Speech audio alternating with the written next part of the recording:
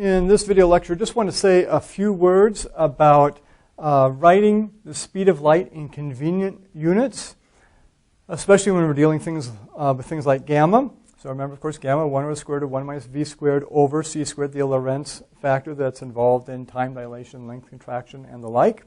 And we've typically been using speed of light as 300 million meters per second or 300,000 kilometers per second. You can do it in miles per second, 186,282 actually miles per second. And if you want to be a little more precise here, it's actually 299 and some other digits there. But for our purposes, perfectly legitimate to just take 300,000 for kilometers per second or 300 million for meters per second.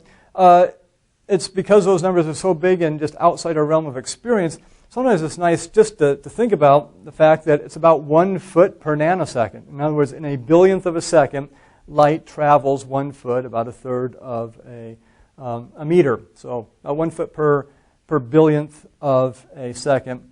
That's assuming it's essentially in a vacuum. If it's going through a medium, air slightly, but something like water or something like that, that's transparent, it will slow down the speed of light by the so-called index of refraction. But that's a whole other topic for a different course. So 300 million meters per second, 300,000 kilometers per second. Note what happens though if we just deal with v in terms of c. And by the way, we've been using this because I wanted you to get a feel for the magnitude of some of these numbers, or sometimes how small they are too, when we did some of the things, if you've been doing the problem sets, working with some of those numbers. But let's think about this a minute. If we were to write v in terms of c, which certainly is useful if it's a high velocity near the speed of light or a substantial fraction of the speed of light, for example, v equals 0.9 c. Look what happens when we calculate gamma then. So we get gamma equals 1 over the square root of 1 minus, well, v is 0.9 c squared, so 0.9 c squared divided by c squared. Well, what's 0.9 c squared? That becomes 1 over the square root of 1 minus, on the top I've got 0.9 squared. So you remember, 9 times 9 is 81. 0.9 times 0.9 is actually 0.81. So we get 0.81 c squared on the top there, the numerator, and a c squared on the bottom. And this is where it becomes nice because, as you probably saw before I even wrote that down, we have c squareds there and they cancel. So this c squared cancels with that c squared. And I'm simply left with 1 minus 0.81. So typically when we do this, we'll just have 1 minus some decimal number, some fraction less than 1 there, and which in this case is 0.19. So you just take the square root of 0.19, 1 divided by that square root, and you've got your answer for gamma, which I think for 0.9c is what? It's about 2.3 if I remember correctly, something around there. Anyway, so makes it very easy for calculations. So often we'll have problems, or you may see problems with v as a certain percentage fraction of the speed of light. But there's another measure that's useful to know about as well that makes our life easier, especially in terms of astronomical distances, and that is the light year, which you may have heard about. So the light year is the distance light travels in 1 year. So it is a distance. It is not a time. Despite the fact about year in there, it's a light year. It's the distance light travels in a year. Distance light would travel in a vacuum. Distance light travels in 1 year. And it's pretty far, right? Off the top of my head, I don't have it memorized. You can actually figure it out if you know 300 million meters per second times the number of seconds in a day is, I think, 86,400. So multiply that out. Then by the number of days in a year, if you take 365 and you get the distance light travels in terms of meters per year, divide by 1,000, you get kilometers if you want. So light year distance light travels in 1 year. And note in terms of c then what the units become. So c then literally is just light years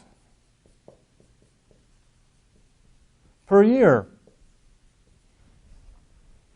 by definition, it's the number of light years it travels in 1 year. That is c. And in these units, then, it's just 1. c travels 1 light year per year by definition of light years. The distance light travels in 1 year, so it's 1 light year per year. So technically, let me just it's clear. Those are the units for c then, which equals 1. So we'll put it over here too, just to be clear. c equals 1 light year per year, and the units in general are light years per year. We'll get rid of this part there. Okay, so c is 1 light year per year, or we could have light month is the distance light travels in 1 month. So we could have c is 1 light month per month. Light day, so c is 1 light day per day. Light second is often used. In fact, 1 light second is the distance light travels in 1 second, which is still pretty far, right? It's going 300 million meters per second. So in 1 second, it's 300 million meters. Okay? So 1 light second is 300 million meters. So, but c is 1 light second per second. If you did 1 light nanosecond per nanosecond, then it's 1 foot. That's the distance light travels in 1 nanosecond, approximately. Okay? The nice thing about this, and physicists love to use units like this, because sometimes they just say we're going to set c equal to 1, because look, it just disappears in here. And the formula for gamma is just square root of 1 over the square root of 1 minus v squared. Now what we're going to do for our purposes is leave c in there, just to remind ourselves it's there, because especially when you're just sort of thinking about the concepts and try to get your minds around things like this, if you get too sort of simple, it's not really simple in a simplistic sense, but you're simplifying things and saying, just let c equals 1 light year per year. Sometimes you lose track of it. And so it's good to see it in the formula, but then when we actually do problems, if we use light years for a distance, then c is just 1 light year per year, and it works out very nicely that way. So that's just a few notes about convenient units for light, whether we write v in terms of 0.9 c or some fraction of c, and therefore it cancels out, or we use units of light years. And if we say, okay, our distances are going to be in light years, then our time is light years per year, or the velocity is light years per year, and c is just 1 light year per year. So if you use light years, then time is going to be in years. If you use light seconds, then your time is in seconds, and so on and so forth. So long as you're consistent with that, and it's pretty easy to keep track of it, then it makes some of the quantitative analysis and calculations a little bit easier for us.